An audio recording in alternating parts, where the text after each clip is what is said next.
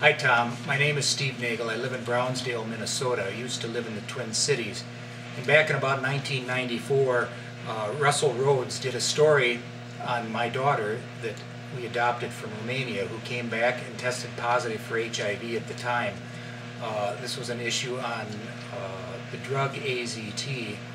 I am going to show you a clip of the piece that you did back then. My apologies because I don't have time to do this very professionally, but I want you to take a look at it and see if you have an interest in the story. Once the clip is done, I'm going to come back on and tell you what has developed with the story since then. So please take a look. Thanks. About a mother who adopts a baby with AIDS. The antiviral drug AZT is one of the most common AIDS treatments, but some question the drug's effectiveness. A local family stopped using AZT to treat their daughter, and as Russell Rhodes tells us, it's a decision the couple is glad they made. Lindsay Nagel looks healthy, and she is, despite the fact that Lindsay is HIV positive. Lindsay's parents discovered she had the AIDS-causing virus just after they adopted her from Romania in 1990. For Cheryl and Steve Nagel, the news was devastating. We automatically knew that she was going to be gone within 2 years. So we may as well take back all the surrogates and everything we had and just put it all towards the funeral. Immediately, doctors told the Nagels to put Lindsay on AZT, and almost immediately, Lindsay began getting sick. Steve and Cheryl think it was the side effects of the drug. Eventually, they stopped giving their daughter AZT. We had come to the decision that we would rather that she had 3 good months than 6 bad months. We weren't going to go through what we've seen other kids in this area go through just simply to keep somebody alive. So the Nagels chose a holistic approach, good nutrition and vitamins. They found a doctor to help them, and today, at 3.5, more than a year and a half after stopping the AZT, Lindsay Nagel is doing just fine. She still has no symptoms of AIDS. Back and forth, back and forth. It was a difficult decision, but one the Nagels believe was the right one. Glad you did it? Oh, absolutely. No doubt. There's no doubt in my mind that she wouldn't be here had she stayed on the drug. There are no guarantees that Lindsay will stay healthy, but for now she's doing fine, and that's enough for Steve and Cheryl Nagel. I love you forever. I like you for always. As long as I'm living, my baby, you'll see. Russell Rhodes, Channel 5, Eyewitness News. The Nagels believe that Lindsay contracted the AIDS virus during a blood transfusion in Romania when she was just a few weeks old. Our quick look at world news. I don't believe Russell Rhodes is still associated with KSTP, so I'm hoping that you can take some interest in this story. This is a picture of my daughter Lindsay, who's now 22 years old, has never been on medication since you guys did the story back in 1994, and is completely healthy. She just gave birth on December 19th to a healthy baby boy. His blood work is all perfect. He was born healthy. However, at the foot of the birth bed on December 19th, Mayo Clinic came in and demanded that we put this child on the drug that almost killed my daughter, and we were reluctant to do so. So they contacted Moore County and threatened to charge my daughter with child endangerment. So we agreed to put the child on the AZT. He was in the hospital for 2 weeks, and then we finally got the baby home, and then the county stepped in. The hearing, everything is open.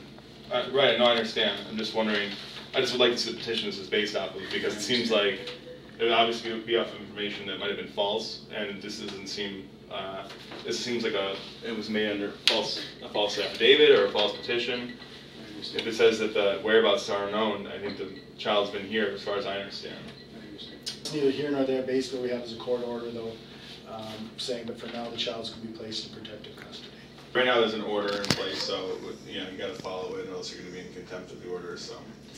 And I've been documenting everything, so that's all going to be available. And I know it's hard, but I mean... It's not hard, it's stupid. Okay, but you have to understand there's going to be a court hearing. It's nothing that's going to be permanent or anything like that. So I mean, there's going to be a court hearing coming up, and then you just talk to the judge about it. Well, what are you going to do for 72 hours when I'm breastfeeding him? Well, yeah, I understand that. You might have to get, you know, pump it, and then they're going to get formula or whatever else. Where will the child be kept? We don't have that. Well, a foster home, but it'll be a It'll licensed be foster home. It'll be a what kind of Licensed. Oh, licensed foster home? As you can see, Tom, the baby was literally taken off from the mother's breast and was supposedly going to be put into foster care. Well, that didn't happen because they had no way to feed this baby, and he didn't bottle feed well, so he needed the mother. So instead they took him back to Rochester, and they put him on a nose feed, and that didn't work very well either. So they put a G tube in him. They put the G tube in wrong, so they had to take the G tube out. It was leaking on both sides. Now the child has an infection in his stomach, is bloated. Since that time, just since they took the child away from the mother, this is everything that has been done to that child. He's been on morphine, he's been put on Oxycontin, he has had a tumultuous life since this happened on January 18th. The baby is still in Rochester. He's stuck there because they took the baby away from the mother, despite the fact that we gave him the drugs the entire time. We never didn't give him the drugs. They came in and took him anyway. If you have an interest in this story, please get back to me, because I have to get this out to the media. The judge has told my wife and I that if we do take this to the media, that they're going to kick us out of the courtroom. We have another for April 1st and 2nd. And that's our only hope. But the problem is they're going to have the same information and the same judge, and we believe they're going to keep this child in foster care. They have absolutely no reason to keep that child in foster care. When Lindsay was born, my daughter, she was one of 12 children, that was a total number in Minnesota, that had HIV, that was under the age of 10 years old. Lindsay's the only one that's still alive, so we have a good reason that we don't want to give the child the drugs, but we did give the child the drugs, and they still took the child away from Lindsay. If you have an interest in this story, please get in touch with me. I've sent you my telephone number on the email. This hopefully got to you through YouTube. I'll probably send a follow-up to see if you're interested in the story. If you're not, I'm going to have to move it on to some place that they are.